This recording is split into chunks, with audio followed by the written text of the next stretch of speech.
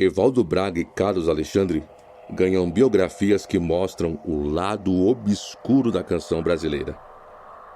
O ano é 1988. Estouradíssimo nas paradas com sucessos como Feiticeira e Arma de Vingança, o cantor Carlos Alexandre chegou bêbado ao hotel com seus amigos de banda. Naquela madrugada fria da capital paulista, um baque surdo estremece o apartamento e acorda o guitarrista Niltinho. Ele corre e encontra o patrão e amigo de longa data estendido no chão da sala, contorcendo-se e delirando. É o negão, queria me levar. Ele disse que tenho que ir embora com ele, diz Carlos Alexandre em transe. O fantasma que o cantor via era Evaldo Braga. Essa história poderia estar na revista Cripta se não estampasse a capa da Contigo. No ano seguinte, após outros tantos sonhos intranquilos, o cantor capixaba de apenas 33 anos perde a vida num desastre de automóvel na volta de um show. Era 31 de janeiro. Preste atenção nessa data, mesmíssimo dia no qual, 16 anos antes, Evaldo Braga, também do retorno de um show, morreu quando seu carro colidiu com um caminhão. Não é só na morte que os caminhos dos dois cantores coincidiram.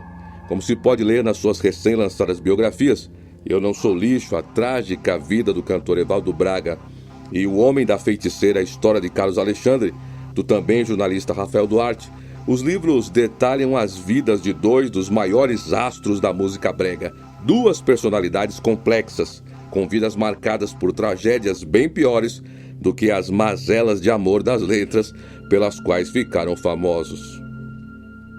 Também não parece coincidência que ambos ganhem biografias com tão pouca distância de tempo entre si. Eu Não Sou Lixo. O jovem muito bonito, sorridente, educado, esconde um segredo. Ascendente na carreira, chora pelos cantos um cisco caído em seu olho na infância, que resiste a qualquer colírio, mas para seus pares ele parece sempre feliz. E é apontado como um exemplo nas salas de jantar das famílias brasileiras. Seus colegas o têm em alta conta, até que ele morre num desastre de automóvel. A boca miúda se diz que a morte foi por desgosto.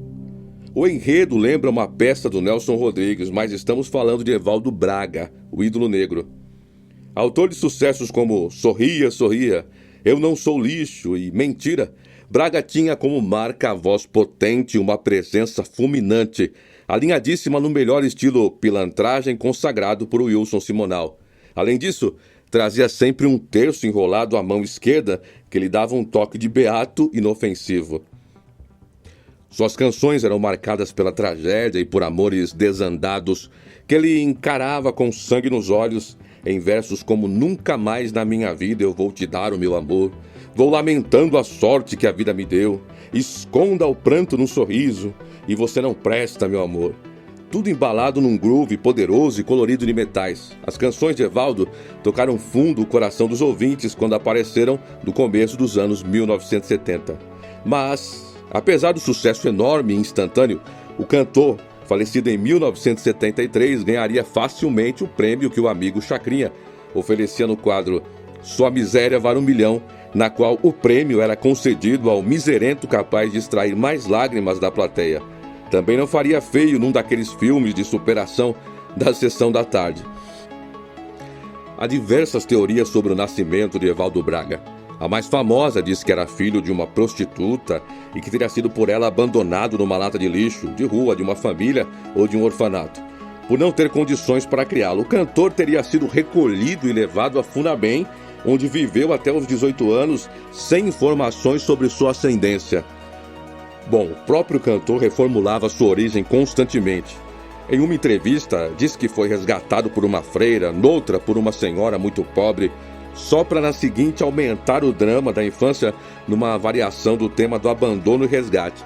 Recentemente, uma nova versão veio à tona, quando um suposto irmão disse que o cantor seria filho da amante de seu pai, rejeitado pela madrasta e expulso de casa logo cedo. Há consenso e documentação sobre a Funabem. Um processo para comprovação de parentesco segue em segredo de justiça. Antônio Carlos, o tal irmão, e seu advogado não comentam o assunto. Na juventude, Evaldo Braga foi amigo e inimigo do jogador Dadá Maravilha, cuja narrativa é usada como escada pelo jornalista Gonçalo Júnior no recém-lançado Eu Não Sou Lixo, a trágica vida do cantor Evaldo Braga. Primeira biografia do cantor.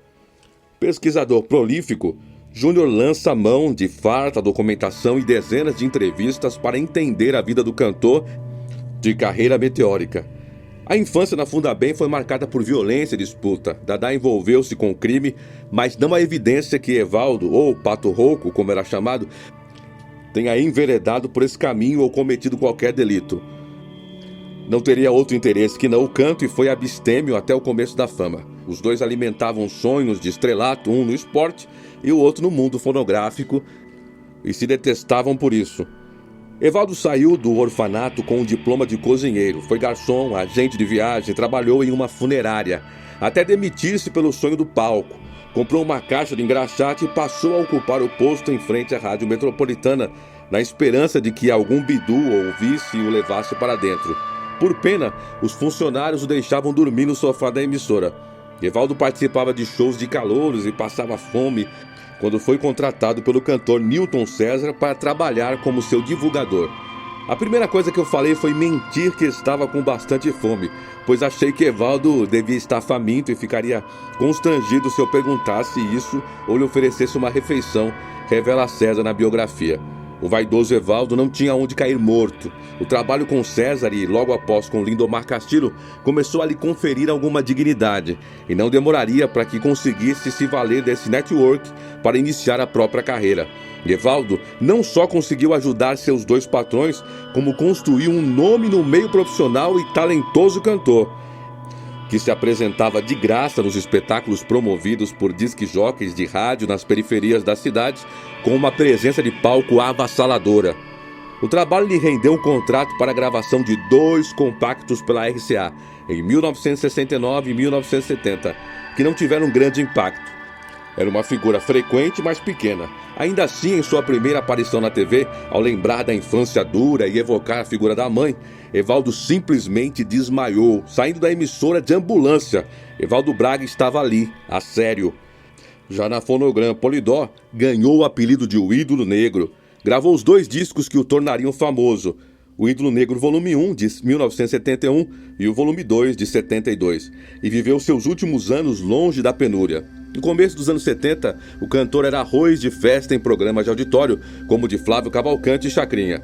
Doava boa parte do seu dinheiro ao orfanato onde cresceu e parecia viver o sonho do menino pobre que ganha a vida no showbiz. Mas Evaldo jamais esqueceu a ideia de encontrar a mãe que o abandonara. Comprava vestidos pensando em como ela ficaria bonita neles, e quando recebeu a primeira cópia do primeiro compacto, confessou a um amigo como orgulhosa ficaria sua mãe se presenciasse aquele momento. As várias versões de sua origem que ele mesmo deu a revistas e programas de TV, com variações sobre quem o havia recolhido, parecem querer dizer que ele não sabia mesmo de onde vinha, mas também que tratava sua infância trágica como mercadoria. No mundo do brega, a biografia anda juntinho ao marketing. O fato é que a sua obra, mesmo que eventualmente composta por outros compositores, cabia como uma luva em sua trajetória, da mesma forma que Roberto Carlos também parecia interessado em se construir naquele mesmo período. Canções como Eu Não Sou Lixo alimentavam o mito da criança abandonada, uma canção de amor romântica que evocaria o abandono pela mãe. E A Cruz que Carrego fala sobre o calvário de não saber a origem. O amor que Evaldo Braga cantava era um amor não só abandonado, mas raivoso, vingativo, permeado por uma constante ideia de morte, como no trecho Sorria da infelicidade que você procurou. Não há um pinguinho de humor nas 37 canções que gravou, apesar de ele ser descrito como um cara doce e alegre. Mas contra a ideia de que a associação das canções de Evaldo Braga e sua biografia Infância Trágica tenha sido simplesmente uma bela jogada de marketing da gravadora, Gonçalo Júnior nos dá a entender que a dor do cantor era muito real. Nos últimos anos, Evaldo Braga dava sinais de mudança, começou a beber e a fumar e se tornara ácido, amargo mesmo. Foi essa dor toda que ele deixou não só marcada em suas canções, mas que levava consigo ao morrer na BR-3 naquele janeiro de 1973.